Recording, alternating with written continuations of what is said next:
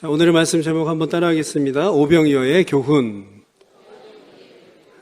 네, 오병이어 교훈으로 오늘 또 말씀을 묵상하는 시간 갖도록 하겠습니다. 오늘 본문을 보면 너무나도 유명한 내용이죠. 다윗과 골리앗, 예수님의 탄생에 대한 성경의 많은 이야기, 또 노아의 방주, 천지창조. 아주 성경에 보면은 누구나 다 아는 아주 중요한 내용들이 있고 잘 아는 내용들이 있습니다. 오병이어도 사실은 그 중에 하나입니다. 그래서 오늘 오병이어 이 본문을 보면 사복음서가 다 등장을 합니다. 사복음서, 마태복음 14장, 그 다음에 마가복음 6장, 누가복음 본문은 9장, 요한복음은 다시 6장. 이렇게 해서 사복음서가 다 등장하는 내용이 바로 이 오병이어입니다. 그만큼 이 오병이어 이 기사는, 이 표적은 너무나도 중요하기에 예수님의 제자들이 다 이렇게 자신의 나름대로 성령의 이끌림으로 이렇게 기록을 한 것입니다. 요즘 여러분 저녁마다 이렇게 TV를 틀면요, 참 이 먹방 프로그램이 되게 많아요. 그렇죠? 너무 많아요. 삼시세끼, 그 다음에 마이 리틀 텔레비전, 집밥 백성생, 그리고 6시면 6시 내 고향, 이렇게 맛집, 그 다음에 여러 가지 많은 먹방들이 되게 많이 나오는데요. 오늘 수요 예배 여러분 오신 분 이 먹방으로 초대하겠습니다. 말씀을 통해서 하나님이 주시는 이 신령한 음식, 이것을 통해서 우리의 영혼이 배부르는 그런 시간으로 이렇게 체험받는 시간 되기를 소망합니다. 예. 오늘 본문은 가장 먼저 이 제자들이 접한 것이 바로 한계였습니다. 한계. 인간은 누구나 한계가 있습니다. 가장 힘든 한계가 어떤 것일까요? 군대 다녀오신 분은 아시겠지만 화생방 훈련, 그리고 혹한기 훈련 때는 추위라든가 이런 육체적인 한계, 그리고 6.25를 경험하신 분들은 이 배고픔의 한계. 오늘은 많은 그런 육체적인 그런 한계 중에 이 배고픔의 그런 한계가 등장을 하게 됩니다. 사람은 누구나 다 먹을 것이 없을 때 참 배가 고프고 힘듭니다.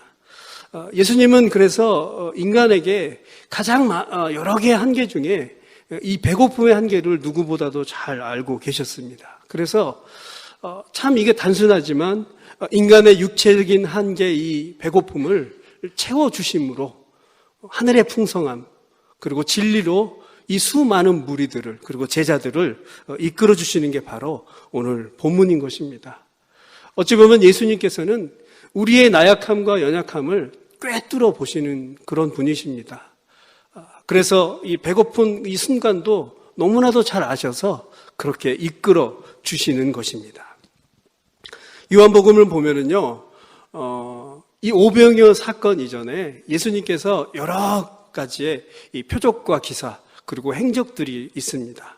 요한복음 4장에 보면은 육체의 목마름을 해결하기 위해서 우물가로 나온 이 사마리아의 한 여인이 있습니다. 이 여인은 이 물이라고 하는 것을 통해서 자신의 어떤 목마름, 그것을 길어서 자신의 목마름과 또 가족의 목마름을 해결하기 위해서 이 우물가로 나오게 됩니다. 그런데 우연히 그곳에서 누구를 만나죠? 예수 그리스도를 만납니다. 이 여인은 단순히 육적인 그런 목마름을 채우기 위해서 나왔는데 그곳에서 예수 그리스도를 만나고 영적인 그런 영원한 생명수를 얻게 됩니다. 아주 놀라운 그런 기적을 그는 만나게 됩니다. 영혼의 갈증, 구원의 문제를 이 여인은 해결받습니다. 예수님은 이 오병이어 기적 사건 이전에 이 일들을 행하셨습니다. 그리고 이 요한복음 5장에 보면 우리가 잘 아는 38년 안진뱅이가 일으킴을 받는 그런 사건이 있습니다. 이 한 남자도 38년 동안 평생 움직이지 못한 채 불편한 몸을 가지고 그렇게 살아갔습니다. 가끔 이 베데스다 연못에 천사가 내려와서 물을 움직일 때 가장 먼저 들어간 사람이 깨끗함을 얻는데, 이 남자는 얼마나 됐는지 모르겠지만 그곳에서 불편한 몸을 이끌고 그저 바라만 봤던 그런 한 남자였습니다. 그러나 예수님을 만남으로 그는 병을 고치게 됩니다. 어디 병뿐인가요? 이 육체적인 제한뿐만이 아니라 영적인 자유함을 얻어서 나중에 이는 성전에서 예수님을 다시 만나게 됩니다. 성전에서 다시 만났다라고 하는 것은 이가 복음을 가지고 새로운 인생을 그렇게 살아가는 것을 우리는 또 추측해서 알 수가 있습니다. 이렇듯 예수님은 이 오병이어 인간의 육체적인 체험을 채워주기 이전에 인간의 영혼에 대해서 무척이나 관심을 가지고 계셨던 분이셨습니다. 물이 필요한 곳에 가서 영원한 생명수의 물을 공급하셨고, 육체의 자유함이 필요한 곳에 가서 영원한 그 자유를, 영원한 생명을 주시는 분이 바로 예수님이셨다라고 하는 것입니다. 예수님께서는 우리에게 그렇게 다가오실 때 영적인 그런 자유함과 영적인 그런 그 필요한 것들을 채워주시고, 또 육적인 부분도 그렇게 채워주시기 위해서 일하시고 오늘도 우리의 삶 속에서 역사하신다는 것입니다. 사람은 누구나 귀하든 천하든 많이 가지지 않았던 이 영혼의 문제, 또 육체의 체험의 문제는 너무나도 중요한 문제입니다. 어느 하나가 부족했을 때는 완전하게, 그리고 평화로운 그런 신앙생활, 평화로운 그런 인간의 삶을 누릴 수가 없다라고 하는 것입니다. 그래서 주님은 이 사복음서에 일하시는 모습을 보면 영적인 체험과 육적인 체험을 위해서 끊임없이 사역하시고 일하시는 것을 보게 됩니다. 특별히 사랑하는 성도 여러분, 우리가 기도만 한다고, 열심히 여러분 기도만 한다고 여러분의 인생이 혹시 평안하셨습니까? 혹은 예배 시간에 말씀의 은혜만 받아서, 그것만 공급만 받아서 여러분 혹시 평안하셨습니까? 결코 그러지 않습니다. 말씀도 기도도 못지않게 사실은 또 중요한 것이 우리의 육체적인 그런 체험이라고 하는 것입니다. 오늘 본문은 예수님께서 육체적인 체험과 영적인 그런 체험을 통해서 건강한 그러한 신앙인으로 이끌어가기 위해서 이 오병이어의 교훈을 우리에게 주신 것입니다. 때로는 우리가 육적인 나약함으로 수십 년 동안 쌓아온 믿음이 한순간에 무너지는 내 자신 혹은 우리 주변에 우리 성도님들을 간간히 보게 됩니다. 그래서 균형 있는 신앙이 상당히 중요합니다. 어느 한쪽으로 치우치는 신앙은 위험할 수 있습니다. 이미 주님이 가르쳐 주신 주기도문에서도 균형 있는 신앙을 우리에게 일러주셨습니다. 주기도문에 보면은 하늘에 계신 우리 아버지의 이름을 거룩히 여김을 받으시오며 뜻이 하늘에서 이루어진 것 같이 땅에서도 이루어지이다.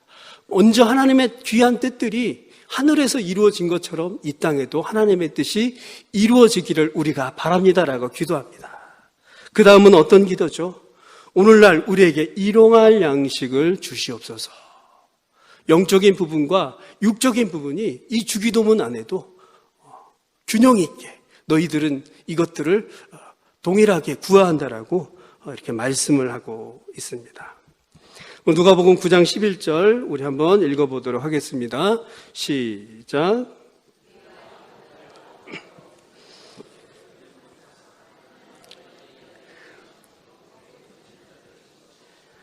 무리가 알고 따라왔다라고 11장 서두에 이렇게 말씀을 하고 있습니다.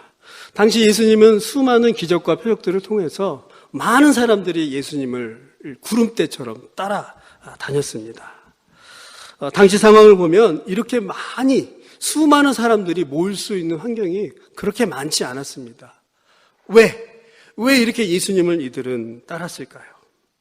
여러 가지 사복음서의 정황을 보면 이들이 예수님의 말씀을 먹고자, 하늘의 신령한 그 귀한 복음을 듣고자 따라왔다라기보다는 나도 이 모임을 통하여서 예수님의 표적과 기적의 주인공이 되고 싶다라는 그런 어떤 간절한 마음으로 수많은 사람들이 그렇게 따랐다라고 하는 것입니다.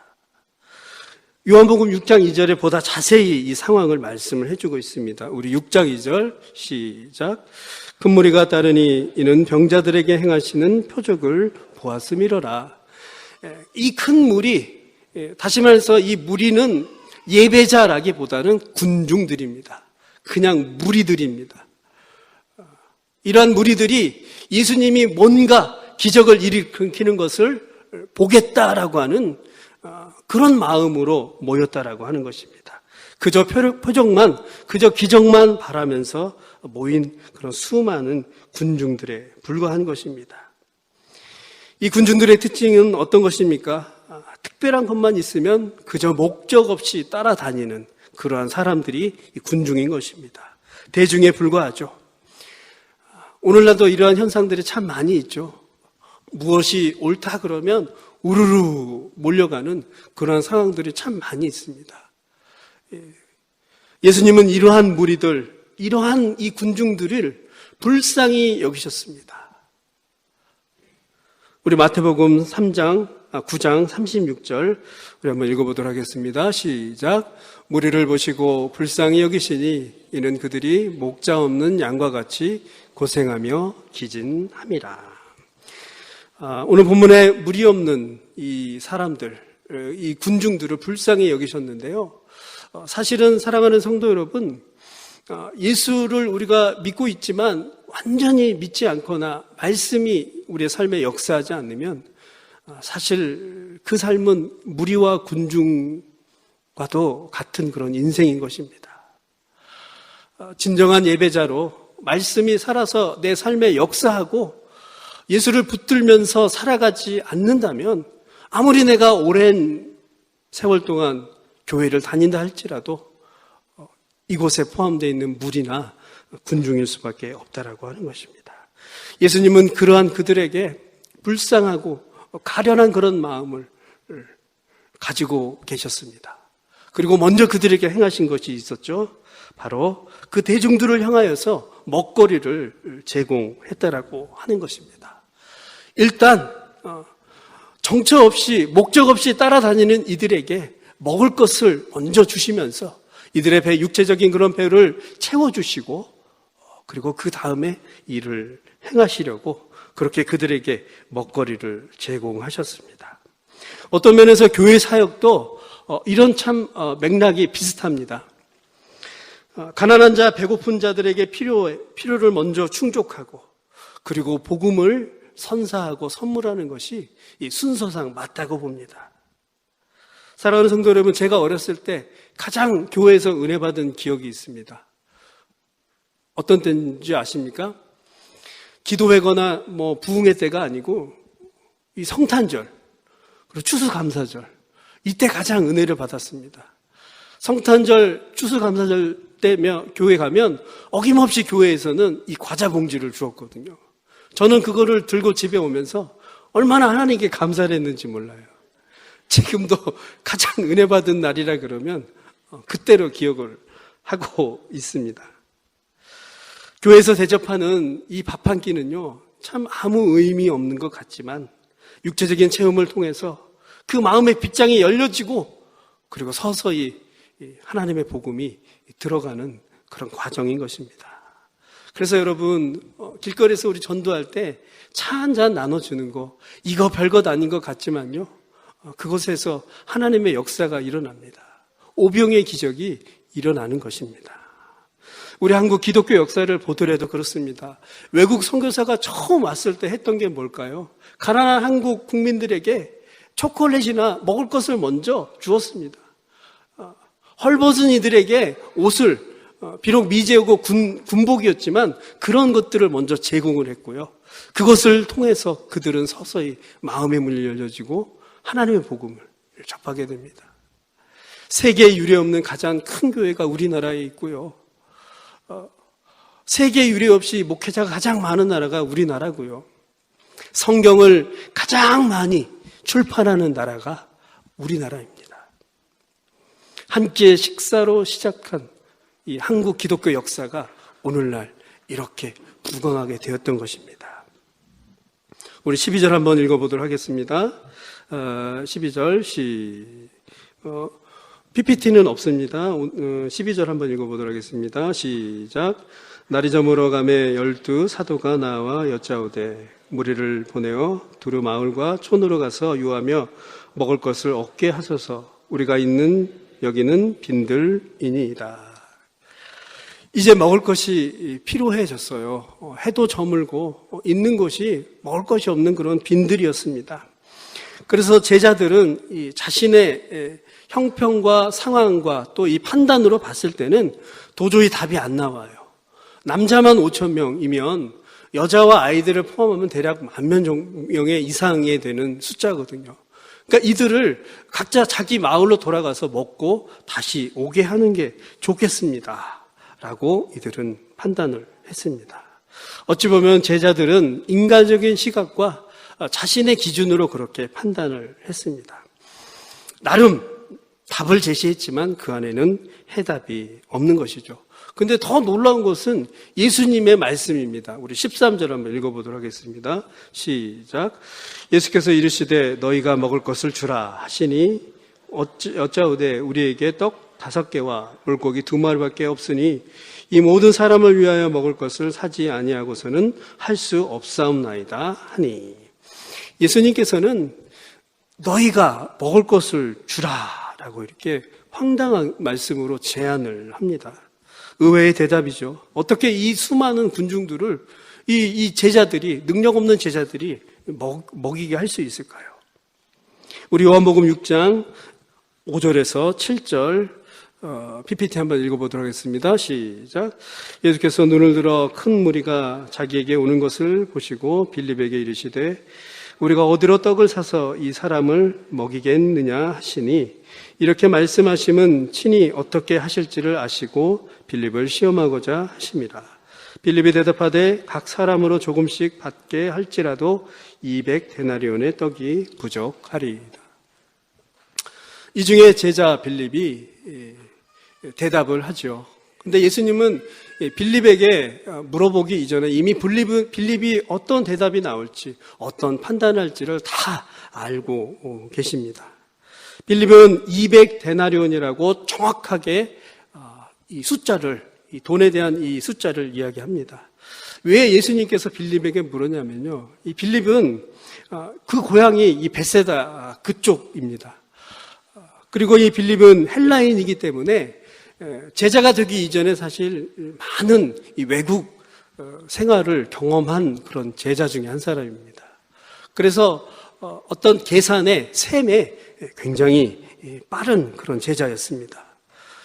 당시 한 데나리온이 하루 품삯이었습니다. 오늘날로 치면 약 한 10만 원 정도로 치면 좋기 200인분, 그러니까 200명의 그 하루 품삯이 모여야 이 사람들을 충분히 먹일 수 있습니다라고 그렇게 빌립은 판단한 것입니다. 어찌 보면 참 정확하죠. 그 당시 때로 치면 약 한 2천만 원이고요. 오늘날 김밥 천국에서 김밥이 2,000원 하죠. 10,000명, 10,000개를 사면 2천만 원이 역시 필요합니다. 빌립의 계산은 참 정확하게 맞아 떨어졌습니다. 예수님은 이미 알고 물어보았지만 이 빌립의 대답은 자신의 명석한 두뇌 경험에 의한 그런 대답인 것이죠. 사실은 예수님이 원하신 것은 믿음을 근거로, 예수님의 하실 일을 근거로 해서, 그것을 근거로 해서 답이 나오기를 바라셨다는 거죠. 정답을 빌립은 말했지만 실질적으로 해결점은 없었습니다. 그런가 하면 안드레는 조금 달랐습니다. 우리 요한복음 6장 8절에서 9절을 한번 읽어보도록 하겠습니다. 시작. 제자 중 하나 곧 시몬 베드로의 형제 안드레가 예수께 여짜오되 여기 한 아이가 있어 보리떡 5개와 물고기 2마리를 가지고 있나이다. 그러나 그것이 이 많은 사람에게 얼마나 되겠사옵나이까. 예수님, 여기 한 꼬마가 있습니다. 보리떡 5개하고 물고기 2마리가 있어요. 여기까지는 참 좋았어요. 마지막에는 그래도 이것 가지고 먹일 수 있을까요? 라고 인간적인 그런 의무심을 가졌지만, 그래도 빌립보다 나은 안드레는 무엇이 다르죠? 제공을 했습니다. 적지만 이것이 있습니다라고 예수님께 가지고 나오고 그 방향과 여러 가지 상황들을 안내를 예수님께 해주신 것을 보게 됩니다. 비록 작지만 그래도 예수님이 어떻게 하실 거라고 하는 것을 기대하고 그래도 나왔다라고 하는 거죠. 사랑하는 성도 여러분, 하나님의 일하심은 사실 어떤 그 크기나 규모를 따지지 않는 것을 오늘 또 본문을 통해서 우리는 볼 수가 있습니다.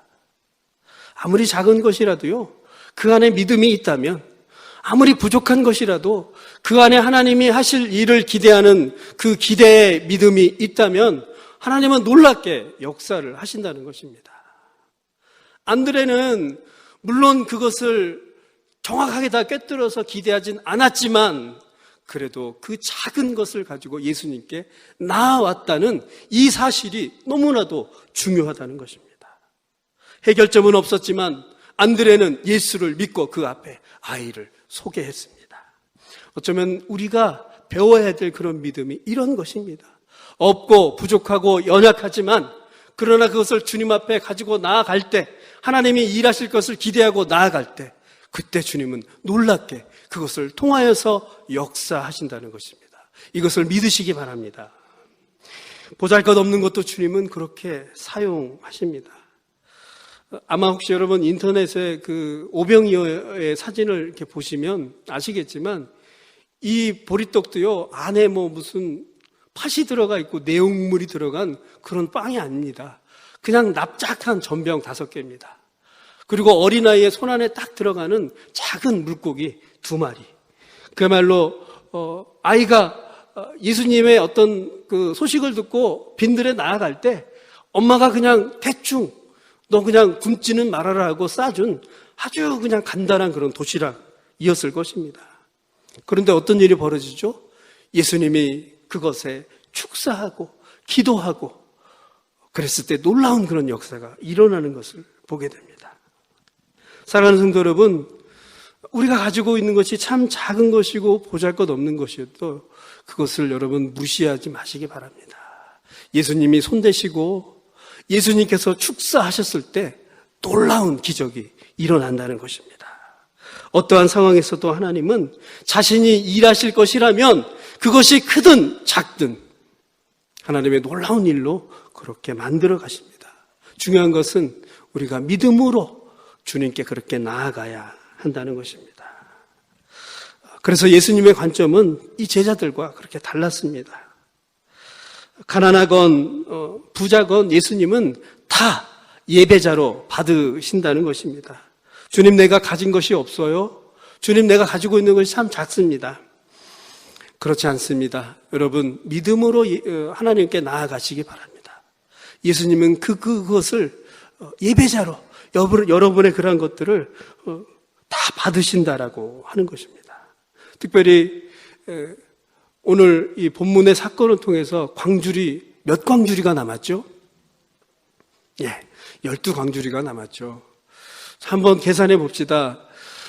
본문에는 기록되어 있지 않지만 이 12광주리를 누가 가져갔을까요? 제자들이 한 광주리씩 가져갔을까요? 물론 그렇게 추측할 수도 있죠. 그런데 성인이 그렇게 5천 명이었다면 누가 봐도 이 기적을 단서를 제공한 이 아이한테 적어도 양손에 한 광주리씩 주지 않았을까 싶습니다. 이 아이는 자신의 것을 그렇게 내어드렸고 돌아갈 때는 그래도 풍성히, 성경에 기록되어 있지 않았지만 그러나 그것보다도 더 큰 것을 눈으로 발견하고 평생 믿음의 사람으로 그렇게 살아갔을 것입니다. 사랑하는 성도 여러분, 작은 헌신은 교회를 살리고 민족을 살리고 그리고 가까이에 있는 사람을 살리고 내 가정을 살립니다. 하나님은 절대 그래서 믿음 없이 많이 가진 자를 통해서 일하지 않습니다. 작은 것이지만 헌신하고 그리고 하나님께서 일하실 것이다라고 하는 그런 믿음을 가지고 있는 그 사람에게 그곳에서 나타나시고 역사를 하십니다. 교회의 가장 위험한 부류의 사람들, 어떤 사람이 있을까요? 우리 남은교회는 포함되어 있지 않지만 많은 목사님들이 그렇게 말씀하십니다. 교회 봉사를 많이 한 사람이 가장 위험해질 수 있다. 자신의 목회 경험에서 그렇게 말씀들을 하셨습니다. 헌금을 많이 한 사람이 가장 위험해질 수 있다라고 말씀하시더라고요.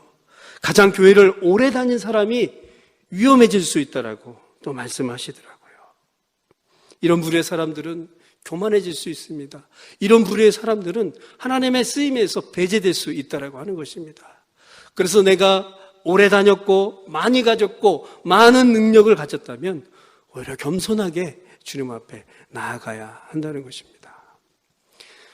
부끄러운 얘기 하겠습니다. 예전에 제가 학원을 운영했을 때요, 참 저희 교회는 좀 특이한 게 11조를 내면 이렇게 많이 내는 순서로 주보에 올려집니다. 웃기죠? 예. 많이 그것도 몰랐는데요. 나중에 알았습니다. 많이 내는 순서로요. 목사님께서는 이렇게 또 이것도 경쟁을 붙여서 또 복을 주기 위한 것이다라고. 한동안 그럴 때요. 우리 교회 돈을 많이 버시는 장로님이 계셨어요. 이분은 셋째 주에 11조를 내셨어요. 언제나 셋째 주에 11조를 내면 넷째 주에 나온 주보는 그분의 이름이 다 제일 앞에 있습니다. 얼마나 이렇게 부러웠는지요. 제가 머리를 썼어요. 저도 한번 1등을 해보고 싶다 그래서 그분이 내는 그 주에 저는 내지 않고요. 한 2주 지나서 한번 내봤습니다. 그랬더니 맨 앞에 제 이름이 있는 거예요. 오해하지 마세요. 제가 돈을 많이 벌었다는 게 아니고 맨 앞에. 이야, 정말 그 주에 이렇게 교회를 가서 가장 먼저 했던 일이 제가 뭘까요? 주보를 펼쳐보는 거죠. 저의 상황을 잘 알고 있는 우리 집사님들이 다가와서요. 야, 1등 했네. 순간 제 귀에서 엘가의 위풍당당의 음악이 막 팍 퍼지면서 보이지 않는 그 하늘에서는요, 막 폭 축복이죠. 터지고, 야, 내가 드디어 1등 했다. 그런 때가 있었습니다. 참 부질없고 참 우스갯소리이지만 뭔가 자신이 이 앞장서서 많은 것들을 드린다라는 그런 것은 위험한 것입니다. 사랑하는 성도 여러분, 이 하나님의 일, 하나님의 사역, 이 하나님의 교회는 놀라운 자생력이 있습니다. 그런 사람이 없어도요, 하나님의 교회는 또 하나님의 일은 진행이 된다라고 하는 것입니다. 하나님이 다 알아서 채워주십니다. 왜냐하면 이 교회는 그리스도가 주인이시고 이 교회는 그리스도가 머리이시기 때문입니다. 그래서 뭔가 좀 조금 가지고 있다는 것은 오히려 하나님 앞에서 겸손하게 그렇게 나아가야 한다는 것입니다. 핏값으로 예수 그리스도가 세웠기 때문에 아무나 이곳을 주인 되게 하지 않는다라고 하는 것입니다. 제가 휴가 때요, 한 주 그 진도 중앙교회에서 예배를 드렸습니다. 예배를 드리고 교회 이제 나왔을 때 어떤 청년에게 물었어요. 야, 김 목사가 한 주 교회 빠지니까 교회 좀 어디 안 돌아가는 게 있던? 그 말이 끝나기도 무섭게 전혀 안 그렇습니다. 전혀 안 그렇습니다. 계속 빠져도 될 것 같습니다. 교회는 이렇게 해야 됩니다. 어떤 한 분이 이렇게 모든 것들을 장악하는 것이 참 위험합니다. 하나님은 절대 사람을 가지고 일하지 않습니다. 사람을 통해서, 겸손한 사람을 통해서 그렇게 사용하십니다. 이것을 믿으시기 바랍니다. 고린도 교회는 돈 많고 똑똑한 사람이 얼마나 많이 있는지요. 그러나 그 교회의 가장 큰 문제가 뭐였죠? 분열이었어요. 당파를 지었어요. 아볼로파, 게바파, 그리스도파, 바울파. 우리 고린도전서 1장 27절 한번 읽어보도록 하겠습니다. 시작.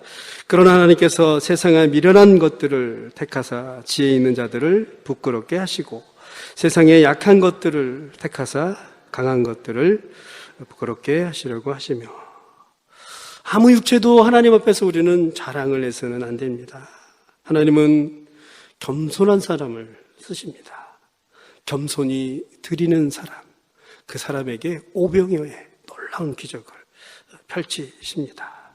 그리고 그러한 마음으로 나아온 그런 사람의 예배를 하나님은 진정한 예배로 받으십니다. 가만히 한번 오늘 본문을 생각해 보세요. 어린아이의 도시락이 등장을 했는데요. 남자는 5,000명, 합쳐서 10,000명. 과연 이 10,000명 가운데 도시락이 딱 한 개만 있었을까요? 상식적으로 생각해도 아마 수백 개는 있었을 것 같아요. 그런데 왜 하필 그 없는 어린아이의 그 도시락이 쓰임을 받았을까요? 아마도 가지고 온 사람들의 도시락은 더 좋았고 내놓기 싫어했습니다. 자기 배 채우고 나 먹기 위해서 안 내놨습니다. 그래서 쓰임을 받지 않았겠죠. 그러나 이 아이는 안드레를 통해 기꺼이 그것을 내었고 그것이 기초가 되어서 오병이어의 놀라운 그런 축복이 일어난 것입니다. 하나님께서 작은 것이지만 축사하시고 손을 대면 그러한 놀라운 기적이 일어납니다. 우리 누가복음 9장 16절 한번 읽어보도록 하겠습니다. 시작. 예수께서 떡 5개와 물고기 2마리를 가지사 하늘을 우러러 축사하시고 떼어 제자들에게 주어 무리 앞에 놓게 하시니. 그렇습니다. 돈이라고 다 똑같은 돈이 아니고요. 가지고 있는 능력이라서 다 똑같은 능력이 아닙니다. 하나님께서 축사하시고 하나님께서 길을 열어주시고 하나님께서 만져주셨을 때 그때 놀라운 일이 일어난다는 것입니다. 우리 모든 상황도 사실은 하나님이 개입하시고 하나님이 역사하셨을 때 놀랍게 그렇게 쓰임받는다라고 하는 것입니다. 그곳에 기적이 일어난다라고 하는 것입니다. 사랑하는 성도 여러분, 우리 매일매일 먹고 사는 게 얼마나 힘든가요? 어떤 분은 정말 하루하루 그 아르바이트를 해가지고 그것을 가지고 생계로 살아가는 분도 있습니다.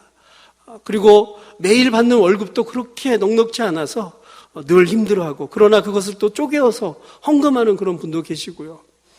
남은교회 우리 성도님들 대충은 제가 잘 알고 있습니다.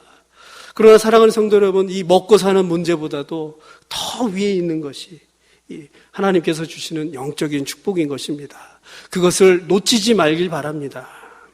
빈들에서도, 어린아이의 작은 도시락에서도 하나님은 축사하셨을 때 이렇게 놀라운 기적이 일어나는 것을 보게 됩니다. 그래서 주님은 너희는 먼저 그 나라와 의를 구하라 라고 우리에게 명령을 하시는 것을 보게 됩니다. 그것을 먼저 붙들고 있을 때 나머지는 책임져 주신다. 우리는 놓여있는 음식 앞에 감사하고 밥상 위에 쌓여있는 그 음식을 봐야 그때 감사를 합니다. 그러나 예수님은 어떠셨죠? 작은 빵 5개와 물고기 2마리, 그것을 믿음으로 축사하셨을 때 놀라운 기적이 일어났습니다. 보이지 않는 믿음을 제자들에게 요구하신 것입니다. 이루어졌을 때 감사하는 것은 사랑하는 성도 여러분 당연한 것입니다.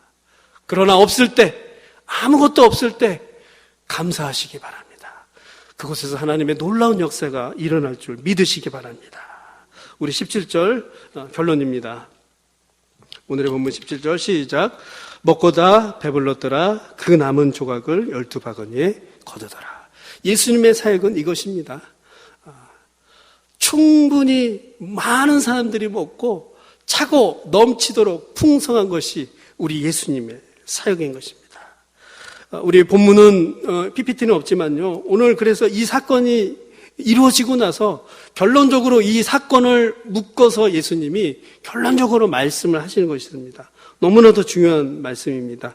우리 다 한번 찾아보겠습니다. 요한복음 6장 35절. 요한복음 6장 35절입니다. 요한복음 6장 35절 우리 한 목소리로 읽겠습니다. 시작. 예수께서 이르시되 나는 생명의 떡이니 내게 오는 자는 결코 줄이지 아니할 터요 나를 믿는 자는 영원히 목마르지 아니하리라. 아멘.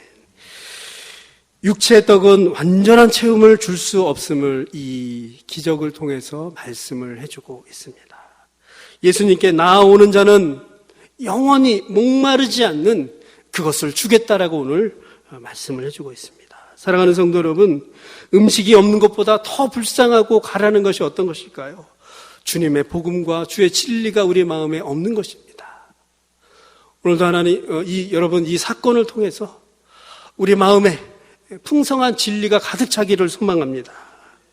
예수님의 이름을 그래서 어디에 가서든지 우리가 밝히 알리고 또 복음을 증거하는 그런 자로 살아가야 될 줄 믿습니다. 우리의 믿음이 또 제자처럼 이 사건들을 통해서 성장해야 되고요. 우리의 모든 살아가는 공간이 하나님의 나라로 그렇게 살아가야 됩니다. 우리 모두 오늘 이 귀한 본문을 통해서 우리의 믿음의 한계를 뛰어넘는 그런 저와 여러분이 되시기를 간절히 바라겠습니다.